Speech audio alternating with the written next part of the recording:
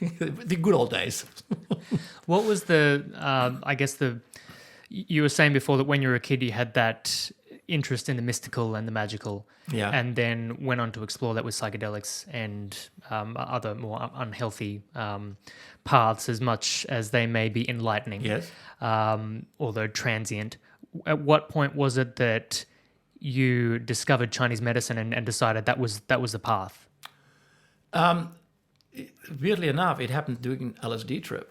Okay. And I saw this interplay of two fish, black and white, and I painted it. And I didn't know what it was. Yeah. Obviously, it was yin yang. Yeah. And at the same time, the voice came through, said, "This is your path." Yes. And the more I kept doing the drugs, the more it forced itself into my consciousness. Yeah. So there came the point I couldn't do it anymore, and I realized I need to look into other ways of doing the journey.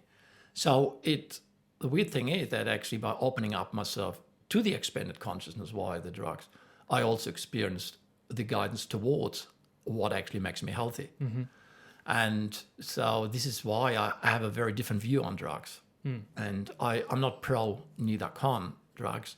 I look at, okay, if you have a personal decision made in your life to do drugs, there's a reason behind it. Yes. And we need to explore that. And we can't address it from an angle of the mundane world, which is such a narrow span of reality, such a small spectrum on the whole huge wide range of reality.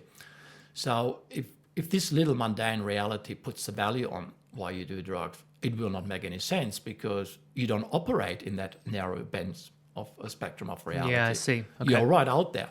Yeah. And so the only person who can address the decision for you to do drugs is the person who actually takes the drug. And that person needs to be guided.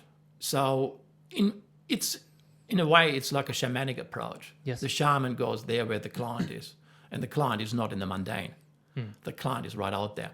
And so for me to have done the drugs actually allowed me to roam those wild frequencies. But then by getting into Kung Fu training and really hardcore training, and we'll be talking very vigorous training, which I've been doing for over 30 years now. Yeah. And I never missed a day in all those 30 years. So I do it every day. And so with the ability, with the training from the Kung Fu, but having been opened up to the wide spectrum, you can put the two things together. And it became like a yin-yang in its own way. Like the drugs just enormously yang, right out there. The training so yin, so centered. And I became so centered and so focused. And like the more focused I became, the more I was able to subtract those consciousness experiences. Yes. And the more it became into an experience that was like, wow, this is just like better than drugs. Yeah. And then obviously with my training in the Chinese medicine, I realized I'm working with Jing. I'm actually enhancing my Jing. I'm actually going Jing Chang. I'm actually going into Shen from Jing.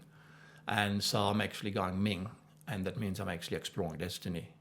And that obviously allowed me to open up to the more far wider philosophical approach of Chinese medicine rather than the textbook.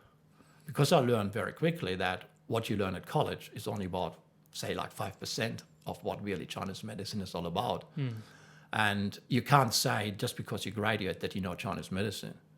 It's like having a green belt in martial art, or maybe just a blue belt. But the real training begins once you graduate, once you finish. That's when the journey starts. Yeah. You just got to get through those 4 years. Yeah. I mean, and they're getting more and more mundane, as I heard. Not like my days, where you had that boxer stick in front of stomach 36. Every time I go in that college, I don't capture those vibrations. Yeah. They're very clinical these days. Obviously, everything is part of evolution. It's got its place.